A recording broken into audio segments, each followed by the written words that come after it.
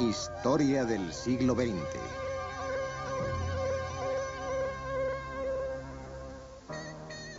Roosevelt y el New Deal. En 1932, mientras las colas del paro se hacían cada vez más largas en toda América, 13 millones de personas estaban sin trabajo.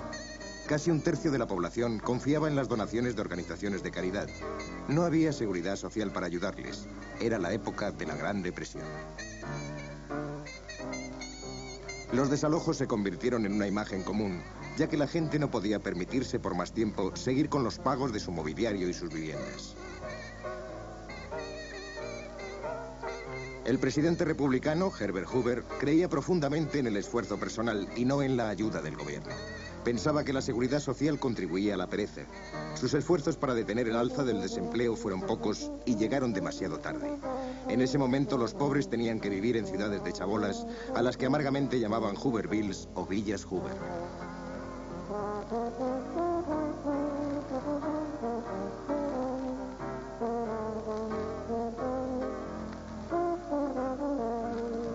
En una entrevista de prensa, Hoover le comentó a un periodista: nadie se está muriendo de hambre en realidad. El ambiente en la ciudad y el campo era desesperanzador. Parecía que las cosas no iban a mejorar nunca.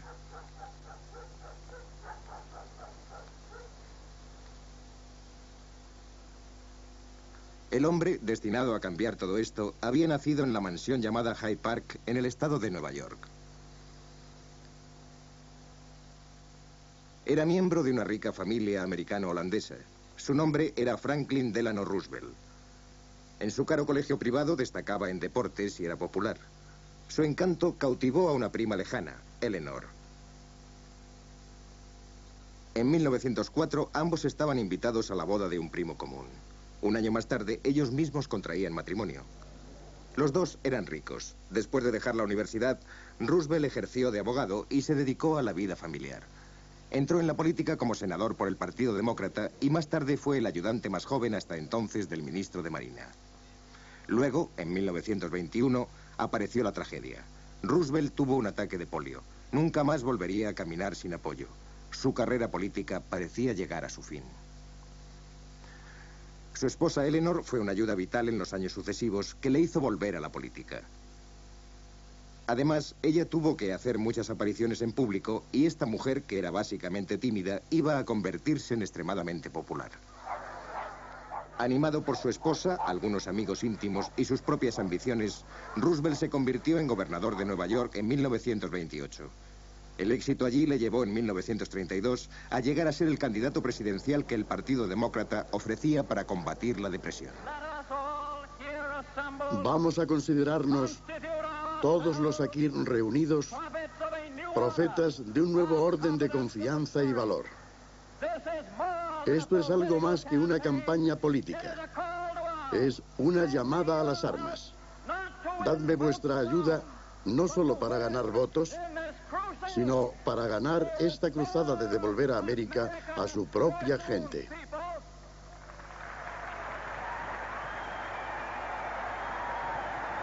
A pesar de su minusvalía, dirigió una vigorosa campaña contra el presidente Hoover. Su mensaje era claro. Él ofrecía a los americanos un nuevo acuerdo, el New Deal, que pondría a los desempleados a trabajar otra vez. No dio planes detallados para acabar con la depresión. A los votantes no les preocupaban mucho los detalles. Lo que querían y obtuvieron fue esperanza y confianza. El resultado nunca se puso en duda. Amigos míos, parece que ha habido una gran victoria esta vez. Así que permitidme agradeceroslo de nuevo, deciros que espero veros a todos muy pronto y desearos buenas noches con afecto.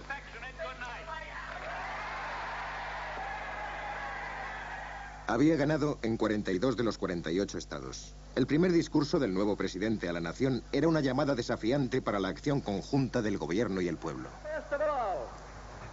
Lo primero, permitidme asegurar mi firme creencia de que a lo único que tenemos que tener miedo es al propio miedo, al terror sin nombre, irracional e injustificado. Pediré al Congreso el único instrumento que nos queda para enfrentarnos a la crisis. Un amplio poder ejecutivo para hacer la guerra a las emergencias, tan grande como el poder que me sería dado si fuéramos invadidos por un enemigo extranjero. Aquella misma noche, en la Casa Blanca, Roosevelt se puso manos a la obra para resolver la situación. Puso toda su confianza en un pequeño grupo de consejeros para redactar las leyes necesarias. Su primer trabajo era restaurar la derrumbada economía. Desde el crack de Wall Street habían cerrado más de 5.000 bancos. La población retiró el dinero de los bancos y lo guardó en casa. No había confianza en el sistema. Para detener el pánico, Roosevelt cerró todos los bancos durante 4 días.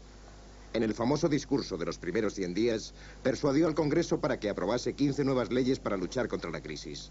En este momento, algo estaba ocurriendo y la confianza volvió a aparecer. Él creía que, explicando estas leyes del New Deal directamente al pueblo, ganaría su confianza. Lo hizo por medio de sus asiduas charlas junto al fuego en la radio. Confianza en la gente. Confianza y valor. Unámonos en hacer desaparecer el miedo. Hemos previsto la maquinaria para restaurar nuestro sistema financiero. Queda para vosotros apoyarlo y hacerlo funcionar. Es vuestro problema, amigos míos, tanto como el mío. Juntos no podemos fracasar. Una de sus primeras leyes permitía que se volviera a vender cerveza.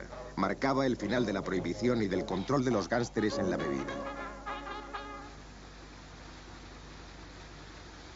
A las nuevas leyes, que ayudaron a todos los grupos de la comunidad, se las rebautizó como las leyes del alfabeto. Se prestó ayuda a los granjeros a través de la AAA o Acta de Ajuste de la Agricultura. Los campesinos sufrían por el rápido descenso en los precios de sus productos. Para elevar estos precios, se pagaba a los granjeros que producían menos. Pero esto significó cosechas destrozadas y el ganado que se moría. Para algunos críticos fue un gran gasto. Podía ayudar a los granjeros, pero ¿qué pasaba con aquellos americanos que morían de hambre? La respuesta de Roosevelt era lograr que los desempleados ganaran dinero en los planes de construcción del nuevo gobierno. Por ejemplo, la WPA, o Administración para el Progreso de las Obras Públicas, que dio empleo a unos 8 millones de personas en distintos proyectos durante varios años.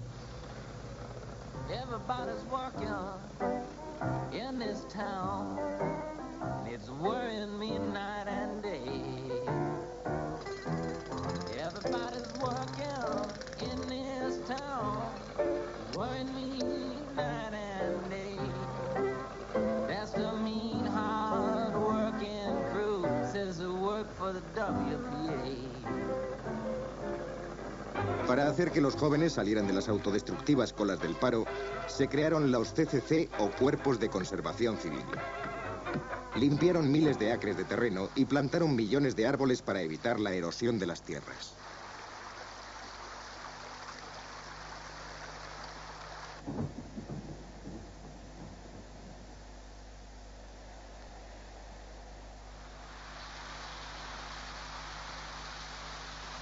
En algunas partes de América, las fuertes lluvias ocasionaban inundaciones que arrastraban consigo la tierra y destruían la forma de vida de los granjeros locales.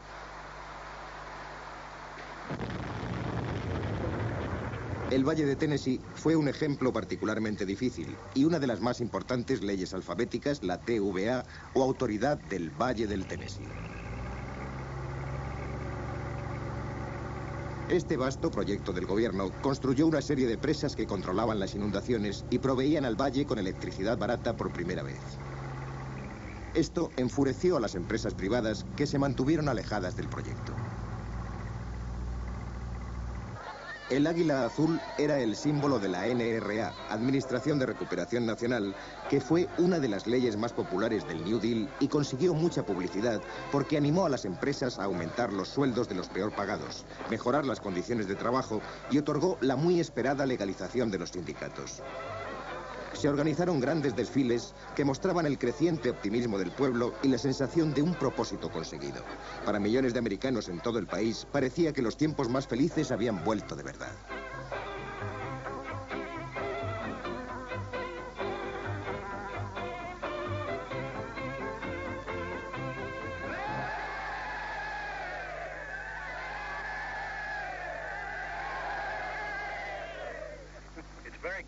Es bueno estar aquí en este campo de los CCC de Virginia.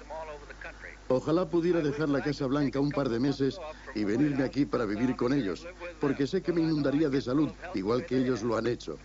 La única diferencia es que ellos han engordado unas 12 libras por cabeza desde que llegaron aquí, y yo estoy tratando de perder 12 libras. Muchos americanos pensaban que tener a Roosevelt en la Casa Blanca sería bueno para ellos. Y una de sus primeras ordenanzas como presidente fue que a las personas afligidas que se pusieran en contacto con la Casa Blanca no se les debía evitar con falsas promesas. Personas de todas las esferas escribieron al presidente porque pensaban que él podía hacer frente a sus problemas.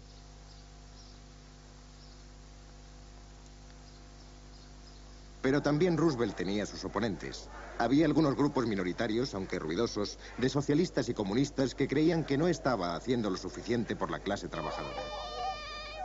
Además estaban los ricos, que se resentían de pagar impuestos más elevados para financiar el New Deal. Pensaban que Roosevelt era un traidor a su clase, una amenaza a su modo de vida. Algunos incluso se negaban a mencionar su nombre. Roosevelt hizo frente a esta oposición. Es verdad que se está pisando a algunos y va a seguir así. Pero son solo unos pocos en comparación. Unos pocos tímidos que tienen miedo al progreso e intentarán poner nombres nuevos y extraños a lo que estamos haciendo. A veces lo llaman fascismo, a veces comunismo, a veces totalitarismo, a veces socialismo.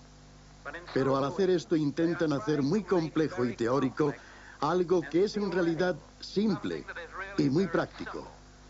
Yo creo en las explicaciones y en la política práctica. Pero en las elecciones presidenciales de 1936, Alfred Landon, el oponente republicano a Roosevelt, atacó el New Deal como poco práctico y extravagante. Después de 3 años, debe estar claro para todos que el gasto y la extravagancia no producen empleo. Es un espectáculo lamentable ver a los líderes republicanos llamando a este proyecto gasto y extravagancia.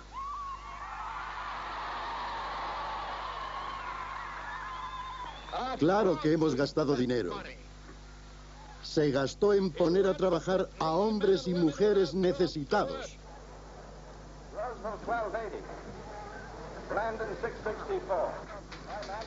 Cuando los resultados electorales aparecieron, estaba claro que Roosevelt había conseguido otra victoria aplastante. La mayoría de los americanos querían las dos cosas, a Roosevelt y el New Deal.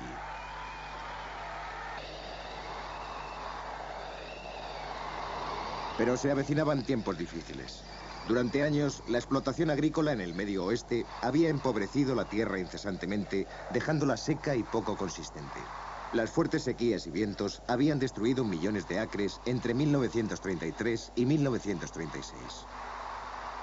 Año tras año, las tormentas de polvo aparecían, transformando el día en noche.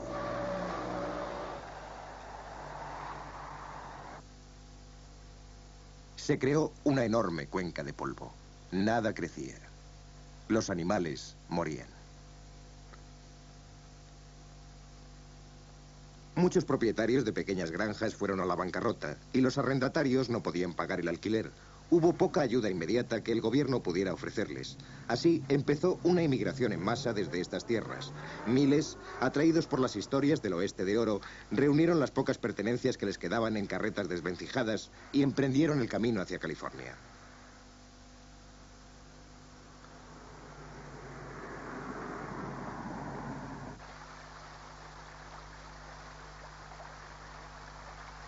Pero no hubo una bienvenida para ellos en la rica y fértil campiña californiana.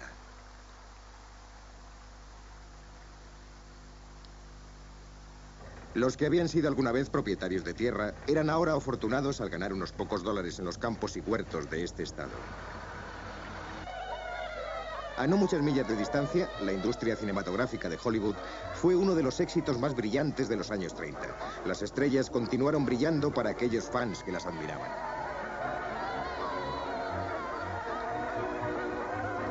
Era en su mayoría un mundo de cuento de hadas, fascinante y superficial, ofreciendo la clase de entretenimiento que ayudaba a muchos americanos a olvidar sus problemas.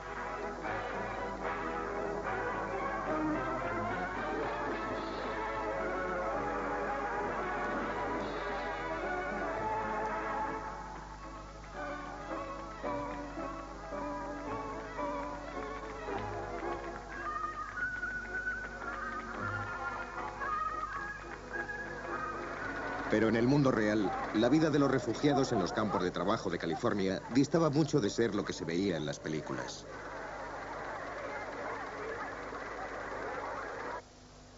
Al otro lado del país, en Washington, se formó la oposición al New Deal. El Tribunal Supremo, el más alto cuerpo legal de los Estados Unidos, había declarado muchas de las leyes de Roosevelt como inconstitucionales. Parecía que el New Deal estaba en peligro. La mayoría de los jueces eran ancianos y se oponían políticamente a Roosevelt.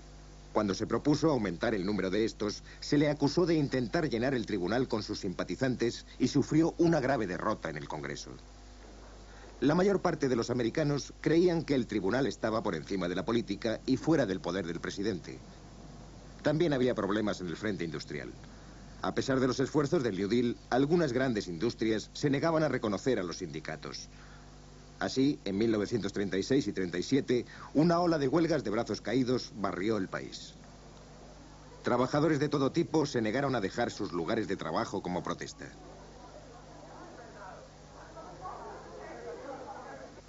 Por todas las áreas industriales de América, especialmente en los sectores del acero, del automóvil y del caucho, los piquetes de huelguistas continuaron.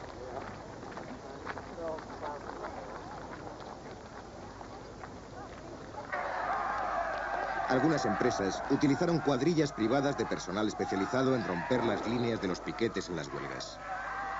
Para muchos empresarios, en 1937, todos los miembros de los sindicatos eran comunistas peligrosos y merecían que se les tratase como a tales. Pero gradualmente los sindicatos consiguieron obtener el derecho a ser reconocidos, aunque muchos, asustados por las huelgas, no invirtieron su dinero en la industria y el desempleo se elevó de nuevo en 1938. Una vez más, aparecieron las colas del paro. Pero al menos ahora, el gobierno estaba listo para representar su papel. Los desempleados no tendrían que pasar más tiempo rebuscando en los cubos de la basura para mantenerse vivos. La seguridad social y las pensiones para la tercera edad se habían establecido. A finales de los años 30, el New Deal había empezado a transformar el país. Las empresas del gobierno construyeron carreteras, casas, colegios, hospitales y edificios públicos de todo tipo. Las nuevas presas y otros proyectos no solo dieron trabajo y electricidad a muchas partes del país, sino que hicieron que millones de acres fueran fértiles otra vez.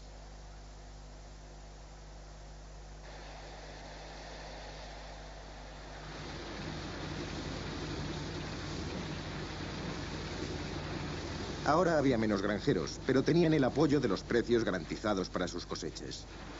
El New Deal había aumentado el poder adquisitivo de mucha gente, aunque al ponerlo en práctica había ofendido a muchos grupos, los grandes negocios, el Tribunal Supremo, como él mismo dijo con su gesto de costumbre, todos están contra mí, excepto el electorado. Ellos habían visto América atravesando una época muy oscura.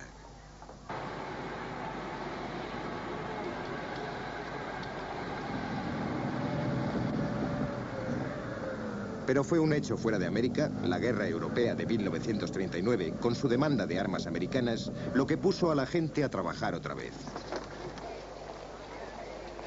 Irónicamente, fue este hecho, más que el New Deal, lo que finalmente acabó con el desempleo en los Estados Unidos.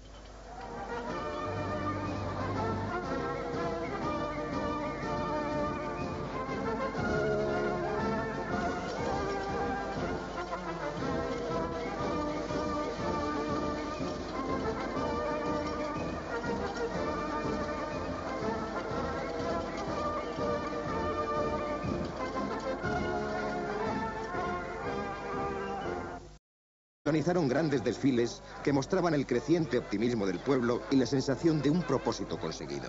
Para millones de americanos en todo el país, parecía que los tiempos más felices habían vuelto de verdad.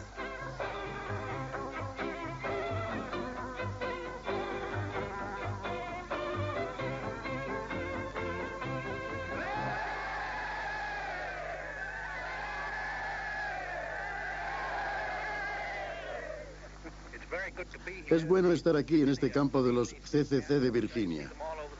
Ojalá pudiera dejar la Casa Blanca un par de meses y venirme aquí para vivir con ellos, porque sé que me inundaría de salud, igual que ellos lo han hecho. La única diferencia es que ellos han engordado unas 12 libras por cabeza desde que llegaron aquí, y yo estoy tratando de perder 12 libras. Muchos americanos pensaban que tener a Roosevelt en la Casa Blanca sería bueno para ellos. Y una de sus primeras ordenanzas como presidente fue que a las personas afligidas que se pusieran en contacto con la Casa Blanca no se les debía evitar con falsas promesas. Personas de todas las esferas escribieron al presidente porque pensaban que él podía hacer frente a sus problemas.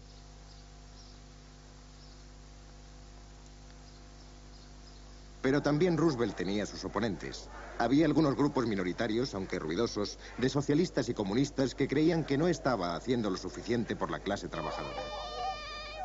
Además estaban los ricos, que se resentían de pagar impuestos más elevados para financiar el New Deal. Pensaban que Roosevelt era un traidor a su clase, una amenaza a su modo de vida. Algunos incluso se negaban a mencionar su nombre. Roosevelt hizo frente a esta oposición. Es verdad que se está pisando a algunos y va a seguir así. Pero son solo unos pocos en comparación. Unos pocos tímidos que tienen miedo al progreso e intentarán poner nombres nuevos y extraños a lo que estamos haciendo. A veces lo llaman fascismo, a veces comunismo, a veces totalitarismo, a veces socialismo. Pero al hacer esto intentan hacer muy complejo y teórico algo que es en realidad simple y muy práctico. Yo creo en las explicaciones y en la política práctica. Pero en las elecciones presidenciales de 1936, Alfred Landon, el oponente republicano a Roosevelt, atacó el New Deal como poco práctico y extravagante. Después de 3 años, debe estar claro para todos que el gasto y la extravagancia no producen empleo. Es un espectáculo lamentable ver a los líderes republicanos llamando a este proyecto gasto y extravagancia. De la Gran Depresión. Los desalojos se convirtieron en una imagen común, ya que la gente no podía permitirse por más tiempo seguir con los pagos de su mobiliario y sus viviendas. El presidente republicano, Herbert Hoover, creía profundamente en el esfuerzo personal y no en la ayuda del gobierno. Pensaba que la seguridad social contribuía a la pereza. Sus esfuerzos para detener el alza del desempleo fueron pocos y llegaron demasiado tarde. En ese momento los pobres tenían que vivir en ciudades de chabolas a las que amargamente llamaban Hoovervilles o Villas Hoover.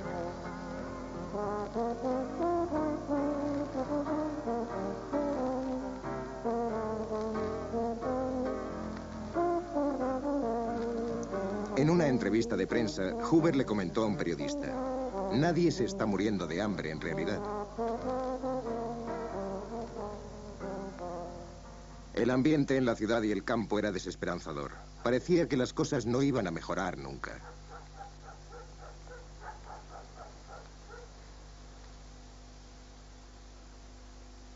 El hombre, destinado a cambiar todo esto, había nacido en la mansión llamada Hyde Park, en el estado de Nueva York. Era miembro de una rica familia americano-holandesa. Su nombre era Franklin Delano Roosevelt. En su caro colegio privado destacaba en deportes y era popular. Su encanto cautivó a una prima lejana, Eleanor. En 1904, ambos estaban invitados a la boda de un primo común. Un año más tarde, ellos mismos contraían matrimonio. Los dos eran ricos. Después de dejar la universidad, Roosevelt ejerció de abogado y se dedicó a la vida familiar. Entró en la política como senador por el Partido Demócrata y más tarde fue el ayudante más joven hasta entonces del ministro de Marina. Luego, en 1921, apareció la tragedia. Roosevelt tuvo un ataque de polio. Nunca más volvería a caminar sin apoyo. Su carrera política parecía llegar a su fin. Su esposa Eleanor fue una ayuda vital en los años sucesivos que le hizo volver a la política. Además, ella tuvo que hacer muchas apariciones en público y esta mujer, que era básicamente tímida, iba a convertirse en extremadamente popular. Animado por su esposa, algunos amigos íntimos y sus propias ambiciones, Roosevelt se convirtió en gobernador de Nueva York en 1928. El éxito allí le llevó en 1932 a llegar a ser el candidato presidencial que el Partido Demócrata ofrecía para combatir la depresión. Vamos a considerarnos, todos los aquí reunidos, profetas de un nuevo orden de confianza y valor. Esto es algo más que una campaña política. Es una llamada a las armas. Dadme vuestra ayuda.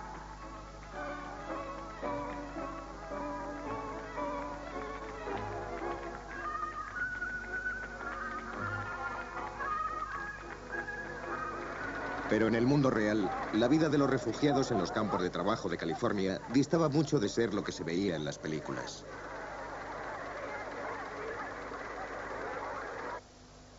Al otro lado del país, en Washington, se formó la oposición al New Deal. El Tribunal Supremo, el más alto cuerpo legal de los Estados Unidos, había declarado muchas de las leyes de Roosevelt como inconstitucionales. Parecía que el New Deal estaba en peligro. La mayoría de los jueces eran ancianos y se oponían políticamente a Roosevelt. Cuando se propuso aumentar el número de estos, se le acusó de intentar llenar el tribunal con sus simpatizantes y sufrió una grave derrota en el Congreso. La mayor parte de los americanos creían que el tribunal estaba por encima de la política y fuera del poder del presidente. También había problemas en el frente industrial. A pesar de los esfuerzos del New Deal, algunas grandes industrias se negaban a reconocer a los sindicatos. Así, en 1936 y 37, una ola de huelgas de brazos caídos barrió el país. Trabajadores de todo tipo se negaron a dejar sus lugares de trabajo como protesta.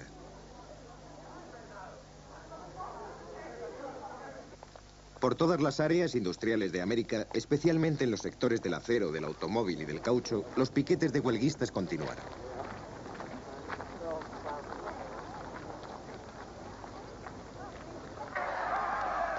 Algunas empresas utilizaron cuadrillas privadas de personal especializado en romper las líneas de los piquetes en las huelgas. Para muchos empresarios, en 1937, todos los miembros de los sindicatos eran comunistas peligrosos y merecían que se les tratase como a tales. Pero gradualmente los sindicatos consiguieron obtener el derecho a ser reconocidos, aunque muchos, asustados por las huelgas, no invirtieron su dinero en la industria y el desempleo se elevó de nuevo en 1938. Una vez más aparecieron las colas del paro. Pero al menos ahora el gobierno estaba listo para representar su papel. Los desempleados no tendrían que pasar más tiempo rebuscando en los cubos de la basura para mantenerse vivos. La seguridad social y las pensiones para la tercera edad se habían establecido. A finales de los años 30, el New Deal había empezado a transformar el país. Las empresas del gobierno construyeron carreteras, casas, colegios, hospitales y edificios públicos de todo tipo.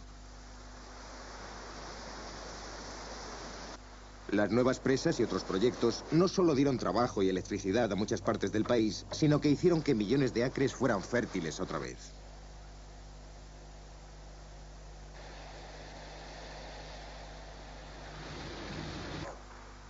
Confianza en la gente.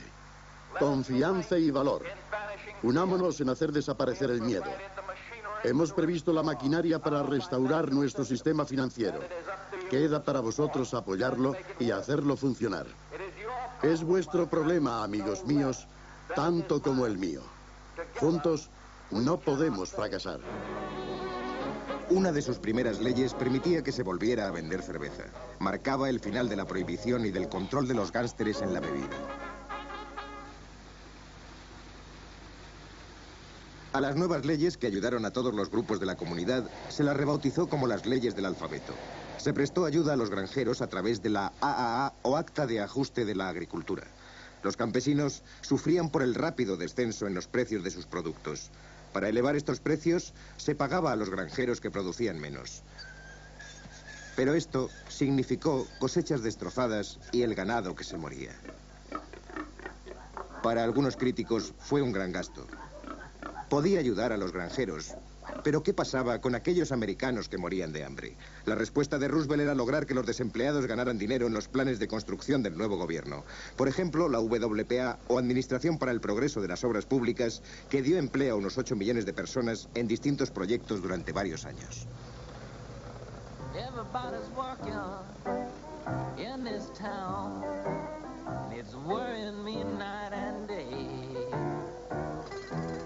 Everybody's working in this town.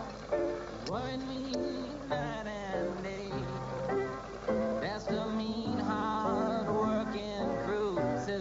work for the WPA. Para hacer que los jóvenes salieran de las autodestructivas colas del paro, se crearon los CCC o Cuerpos de Conservación Civil. Limpiaron miles de acres de terreno y plantaron millones de árboles para evitar la erosión de las tierras.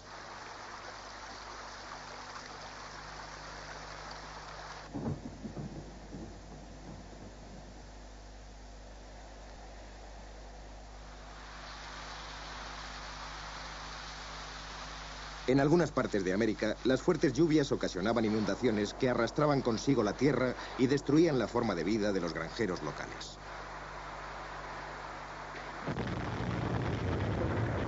El Valle de Tennessee fue un ejemplo particularmente difícil y una de las más importantes leyes alfabéticas, la TVA, o Autoridad del Valle del Tennessee.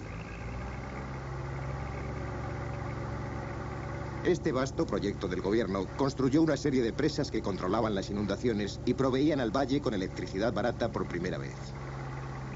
Esto enfureció a las empresas privadas que se mantuvieron alejadas del proceso. En el famoso discurso de los primeros 100 días, persuadió al Congreso para que aprobase 15 nuevas leyes para luchar contra la crisis. En este momento, algo estaba ocurriendo y la confianza volvió a aparecer. Él creía que, explicando estas leyes del New Deal directamente al pueblo, ganaría su confianza. Lo hizo por medio de sus asiduas charlas junto al fuego en la radio. Confianza en la gente. Confianza y valor. Unámonos en hacer desaparecer el miedo. Hemos previsto la maquinaria para restaurar nuestro sistema financiero.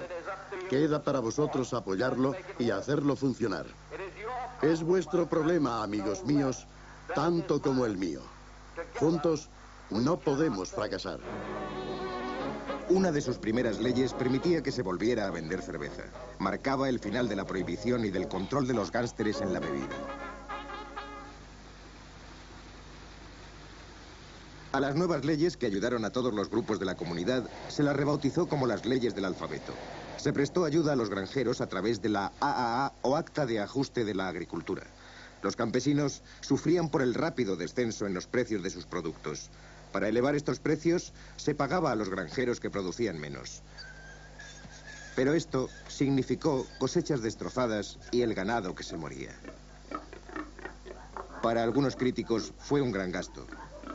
Podía ayudar a los granjeros, pero ¿qué pasaba con aquellos americanos que morían de hambre? La respuesta de Roosevelt era lograr que los desempleados ganaran dinero en los planes de construcción del nuevo gobierno.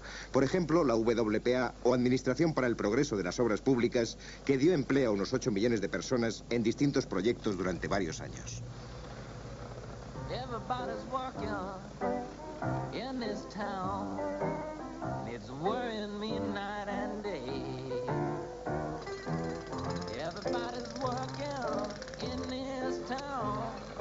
Worrying me night and day.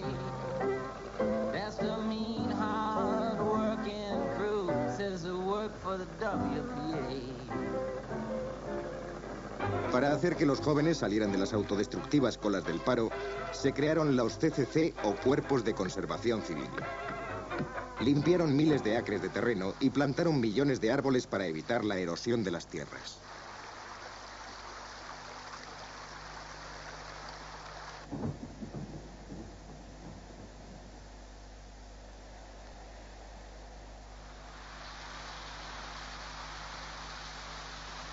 En algunas partes de América, las fuertes lluvias ocasionaban inundaciones que arrastraban consigo la tierra y destruían la forma de vida de los granjeros locales.